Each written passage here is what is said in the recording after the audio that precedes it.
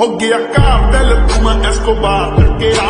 ਦੱਸੋ ਕਿਨੇ ਪਿੰਜਰੇ 'ਚ ਸ਼ੇਰ ਟੱਕਿਆ ਬਿਗ ਸਟੈਪਰਾਂ ਨੇ ਚੱਕਣੇ ਸਟੈਪ ਨਹੀਂ ਤੇਰੇ ਸ਼ਹਿਰ ਵਿੱਚ ਖਾਲੀ ਕਰਨੀ ਕਲਪ ਨਹੀਂ ਇੱਕ ਜੀਪ ਖੜੀ ਮੇਰੀ ਥਾਣੇ ਦੇ ਵਿੱਚ ਬਦਲੇ ਤੇ ਮੈਂ ਦੋ ਲੈਣਾ ਨੀ ਮੈਂ ਡਾਕੂ